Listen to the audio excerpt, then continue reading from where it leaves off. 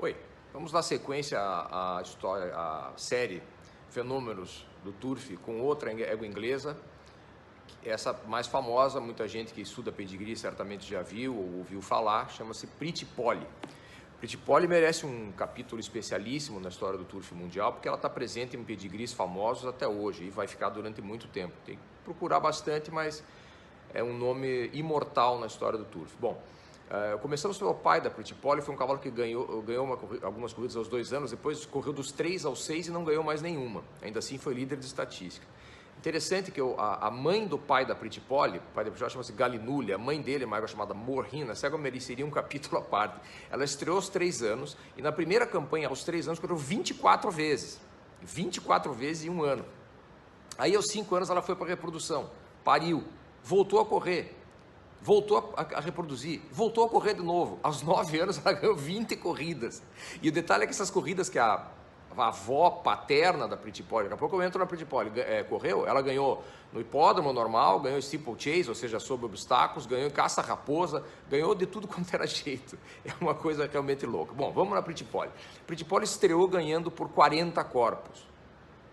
Estreou ganhando por 40 corpos. Ah, mas o par era fraco? Não, quem fez segundo para ela foi um cavalo chamado John O'Gaunt, que aliás tinha um pedigree fantástico, mas essa é outra história. E esse John O'Gaunt foi segundo no Derby de Epsom no ano seguinte. Então vejam o que era a égua. Muito bem. Depois dessa vitória por 14 corpos, a Pretty Polly enfileirou 14 clássicos a fio. 14 clássicos a fio. Ela era tão boa que eles levaram para correr na França, o Prix de Conselho de Paris, que na época era um grande prêmio famoso, uma dotação ótima que tinha na França, mas o trem atrasou, teve 1001 problemas na viagem, enfim, a Pretty Polly só chegou em Longchamp 3 horas antes do páreo. E assim mesmo fez, não me lembro se segundo ou terceiro, me parece que segundo lugar. Bom, aí ela voltou para Newmarket, aliás, foi para Doncaster, ganhou Saint-Léger em recorde, derrotando um cavalo chamado Saint Adamant, que havia ganho o Derby de Epsom. Ela ganhou dele ela ganhou dele 3 ou 4 vezes durante a campanha. E ela não pôde correr o Derby de Epsom, porque naquela época, como hoje, os cavalos têm que ser pré-inscritos nessas corridas clássicas. Então eles são inscritos previamente no Derby, nos 2000 guinéus, antes de estrearem. E ela não estava inscrita, então não pôde correr o Derby de Epsom, né? Por essa razão. E certamente teria ganho também, porque ganhou. Muita gente dizia que ela não tinha estamina. Então, mentira, ela ganhou o Saint-Léger em recorde, que a distância é muito maior que o Derby de Epsom, a terceira prova da coroa.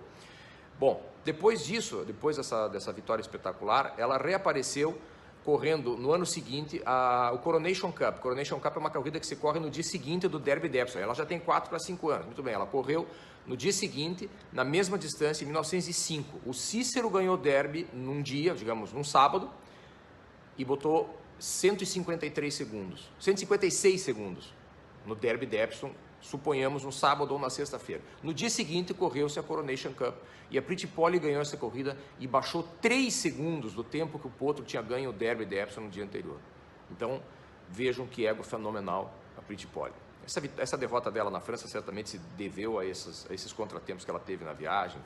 Em corrida normal não teria sido derrotada. Bem, depois que ela foi para a reprodução, aí a história ficou mais bonita ainda, porque ela tem uma quantidade de filhos, netos, bisnetos e tataranetos infindável de animais clássicos. Eu vou citar alguns aqui para vocês, que são mais famosos, como Donatello, que aliás tinha por pai o Blenheim. Eu fiz o primeiro quadro desse Grandes Fenômenos com o Willoway, lembram? O Willoway, filho do Blenheim.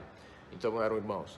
Também Supreme Court, o Saint Paddy, que foi um cavalo que aqui no Brasil produziu o Saint Chad, que foi um grande reprodutor, e também o Padslide, que gerava muita velocidade, Kurt Harrowell, o Obsidian, ganhador do Derby de Epsom. Então é uma égua que tem uma descendência fabulosa. Essa é a história da famosa Pretty Polly.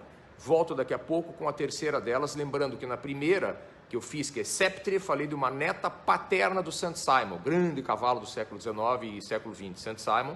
E agora a última, que vocês vão ver que é a mais interessante e curiosa de todas, é sobre uma neta materna do St. Simon. Volto já.